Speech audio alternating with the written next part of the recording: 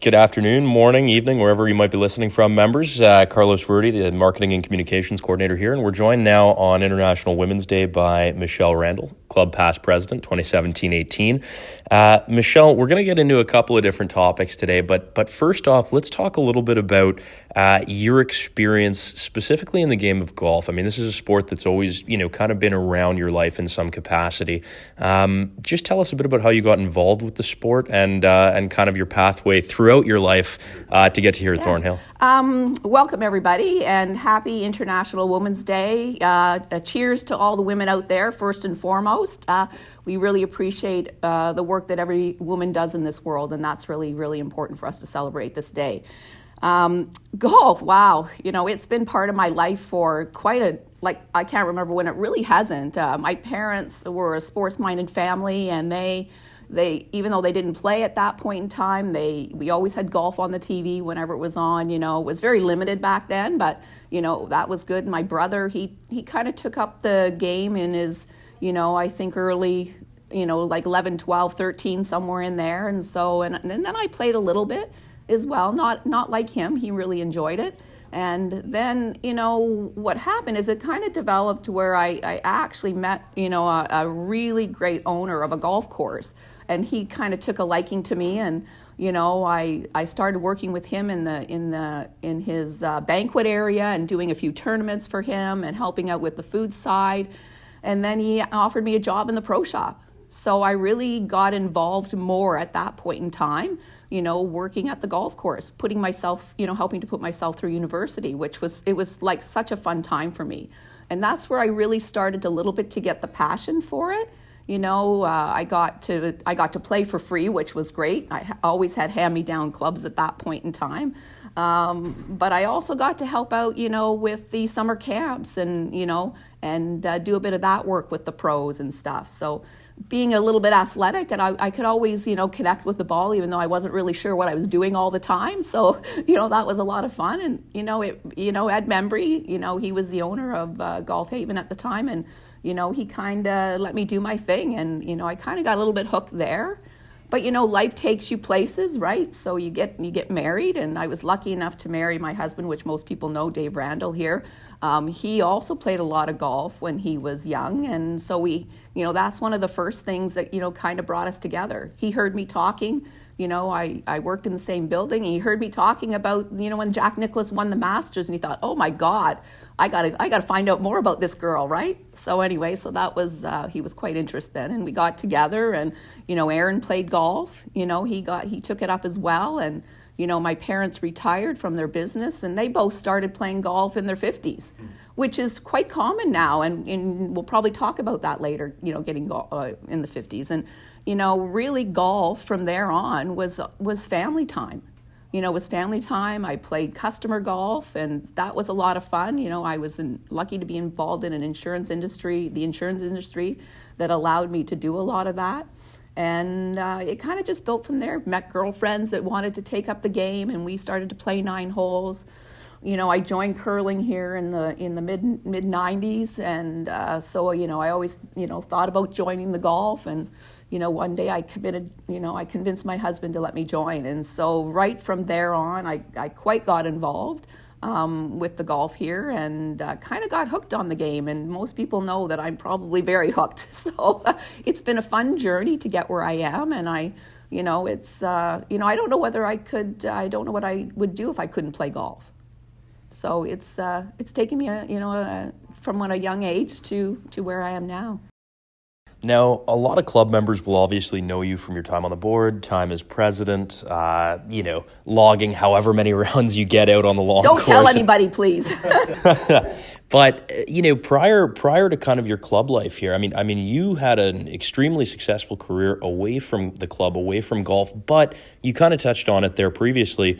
Golf was something that was sort of always intertwined with your professional life. And let's just talk a little bit about that. And, you had a leadership role, and you really were able to kind of harness golf to your advantage from a business perspective. Yeah, it was, even though I wasn't, wasn't a great golfer at the time. I was probably one of the, I was lucky enough to be involved in the insurance industry that allowed me to do a lot of that. And, I kind of got hooked on the game, and most people know that I'm probably very hooked. So it's, I don't know whether I could. I don't know what I would do if I couldn't play golf. So, only woman golfers, or there was very few of us that used to go and play the customer tournaments. I worked in the insurance industry for over 35 years in a variety of leadership roles, and I worked with insurance brokers, and everybody knows insurance brokers in golf. So I was and we always had an annual tournament, which was quite a big tournament. So it allowed me to to intertwine golf and my love for golf with our industry, which was fun. And I got to really, as people know, when you play golf and if you're in a foursome with somebody and you're having fun, you really get to know somebody. And part of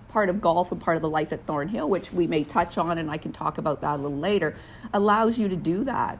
And you develop relationships, which are very important, which allows you to work better with the people that you're dealing with on a day-to-day basis.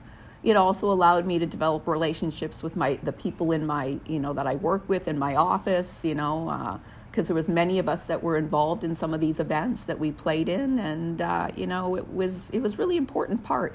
When everybody said who wants to go and can you play, I went, oh, pick me. So it was a lot of fun, and I'll tell a little story. And this was one of our tournaments for one of the companies I worked for, and we had a pretty good team. And one of the brokers that I played with, he was quite good. He was quite a good golfer, but we always had fun playing together. It was just, and we had a couple of other people, and it was two stories actually, and then they were recording different people on the golf course just to take some, to have a video at the end while we were doing dinner. And we had I don't know, it must have been a 30-foot putt to make a birdie to come up there. I don't know whether we were going to win or not, but they videotaped me and I made this putt. So that was like the highlight reel of the whole time, and everybody had it up on the screen when we were playing and over dinner. So it was quite a lot of fun. So those are memories you have from customer golf. And actually Peter Taylor, who was a member here, he was also an insurance broker, and I knew him quite well, and I know his daughters quite well. And we played together in a tournament. We actually won it that year. So that was a favorite moment of ours. And having that picture of us together and, knowing that Peter was a member here was a lot of fun. So customer golf has helped me develop a variety of relationships, which is really important.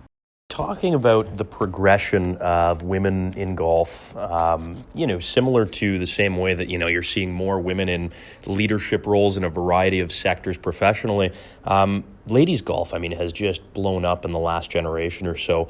What can you tell us maybe about some of the differences you see in the sport, in the game of golf now versus, when you were starting out in a back shop using loaner clubs? How is the sport and even more so the environment around some of these courses and clubs, how has it changed over the course of your time in the game?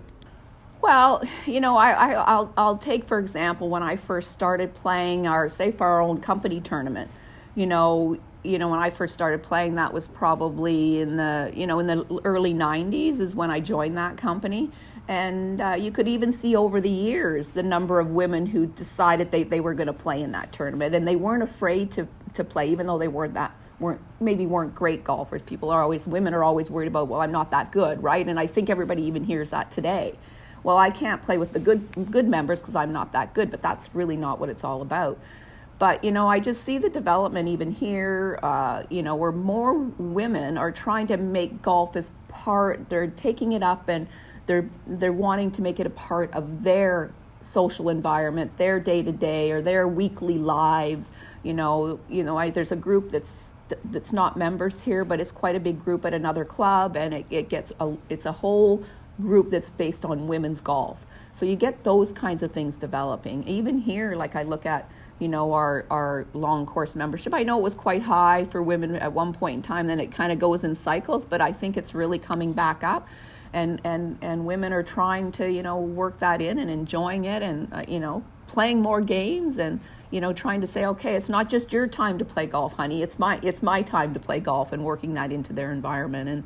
And, women's golf and the LPGA, I think that's helped. Certainly people like Brooke Henderson, Elena Sharp, even our own Judith Crinnis has helped develop golf here, and and saying that us women, we can get out there and do these things, and realizing that the social and the friendships from it are also very important. Part of why we come out and do this thing.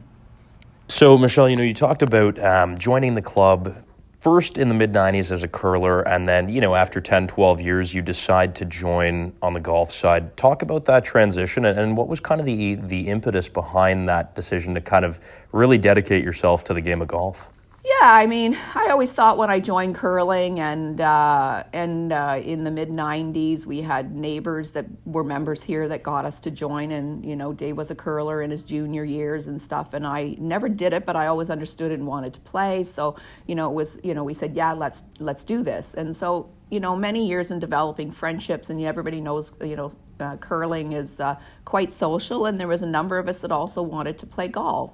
So there was a few of us at the same time kind of decided, and, it's got to be right financially, of course, and, where we are. And, so my story is a funny story, actually. Dave is a muscle car guy, and he wanted to have a muscle car. I said, well, you know what, if you get a muscle car, you got to let me join the club, the golf course, because I was really playing a lot of golf with Aaron at the time. We were trying to get out a couple of times a week, getting out to play with my mom and dad. So that was a lot of fun. So, I thought, what, it's time. So he got the muscle car. I got the golf membership at the time. Unbeknownst to me, he joined the year afterwards. So because we wanted to be able to play together, Aaron was really into it. We were hoping Laura would get into it, and she played a little bit as a junior here as well. So, it was kind of the right transition because we knew a lot of people. We loved the environment. I can really, truly say, this is my home away from home, We spend a lot of time here, as most people that know me know that we do. Both my kids worked here. So it was kind of an easy transition for me to become golf. And the biggest part was, how do I get to know golfers, from curling, even though I knew a few curlers that golfed. But how do I get to know the golfers? So, a lot of times, I said, okay, I'm a golfer. I see the tee sheet. I'm just going to, put my name in with people. And that's kind of what I did. I played with people I knew, but I also tried to get to know people. And I think that was an important part of helping me transition into the golf side and really take the golf and the whole golf membership side to the next level. That kind of brings me into my final question, in that, you were the 7th female president here at Thornhill, and this is a club that I think has a pretty unique reputation in the GTA private club landscape, as, especially in the last kind of 10, 15 years, it's certainly been one of the more progressive, ethnically diverse clubs in the GTA. What was your time as president like, and what do you think, that says about this club, that you were already the 7th female president at this point in its history? Thornhill, the Thornhill Club, and all the names it's gone through, I feel has done a fabulous job of making women part of this club, and making women and encouraging women to volunteer, and encouraging women to take on some of these more leadership roles in the club and giving back. And, I shout out to all prior presidents to me. All did a fantastic job while they're here, and all the volunteers and the women on the board who take those roles on. You know what? I really enjoyed my time as president, and I have two sides to my membership here. I have the social side and the member being a member side, but I also have my volunteer side, which I've done since day one, since I started on the curling side and all the way up through. So.